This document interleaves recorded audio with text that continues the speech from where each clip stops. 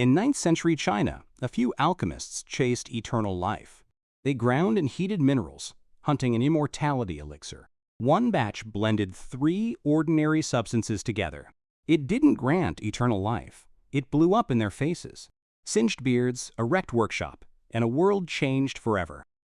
They named the powder Huo Yao, fire medicine, a failed potion, not a weapon of war.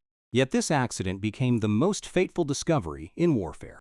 Every gun and cannon to come traces back to this bowl, born from monks who wanted the exact opposite. So how do we get from a botched potion to the rifle?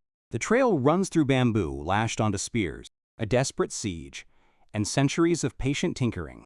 As the secret crept across an entire continent. Stick around. This journey is wilder than you'd think. First, the basic idea, kept simple. The blend pairs saltpeter with charcoal and sulfur. The saltpeter acts as an oxidizer, feeding the fire fast. Ignite it, and it releases a sudden burst of gas. That expanding gas is the whole secret to everything ahead. At first, nobody pointed it at anyone.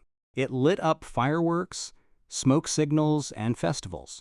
Bursts of color and noise, pure celebration. For generations it meant spectacle, not danger. A party trick born from the search for eternal life. Then Song Dynasty commanders took a closer look. Between the 10th and 12th centuries, engineers got creative. They asked a darker question about that violent flash. Could its fury be aimed straight at an enemy? The answer came strapped onto a humble spear. They built the fire lance, the huaqiang. The design was almost comically simple. A bamboo tube of powder, lashed to a spear, lighted in close combat, and it roared to life. It sprayed flame and embers at anyone nearby. Defenders wielded fire lances at the Siege of Dian, 1132. Attackers scaling the walls met a curtain of fire. It scorched and scattered them where spears never could, and the sheer terror mattered as much as the burns. Now enemies faced foes who could hurl fire itself. Then someone had a fateful idea. Why not pack pellets and pottery shards in too? Now the tube didn't just burn, it flung debris. Suddenly it could wound from a distance. That single tweak is the seed of every future gun. But bamboo had a fatal flaw. Stronger charges split the tube in your hands.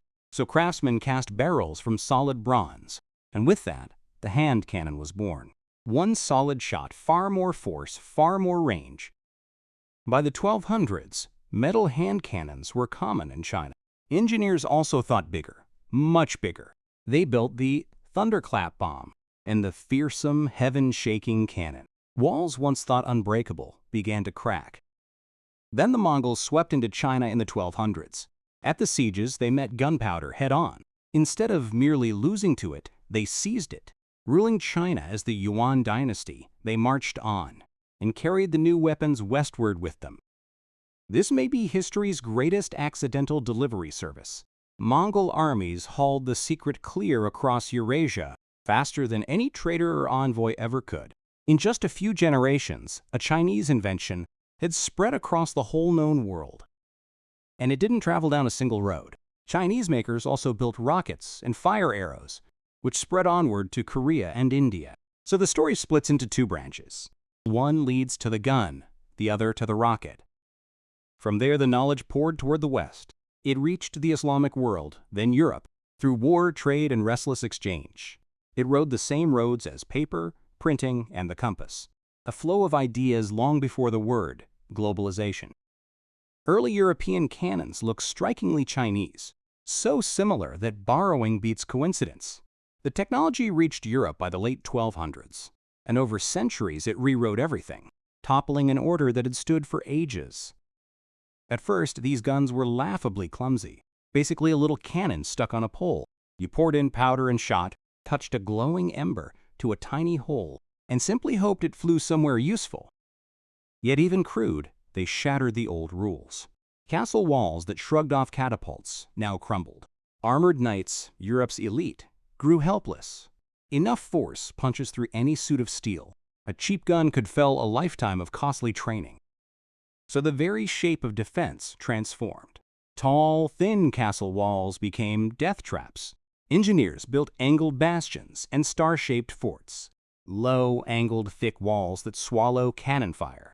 The classic castle quietly faded from the map. The next jump came in the late 1400s, the matchlock. Earlier guns needed both hands and perfect timing. The matchlock clamped a burning cord in a serpentine, pulled the trigger, and it dipped into the priming powder. Now, for the first time, you could truly aim.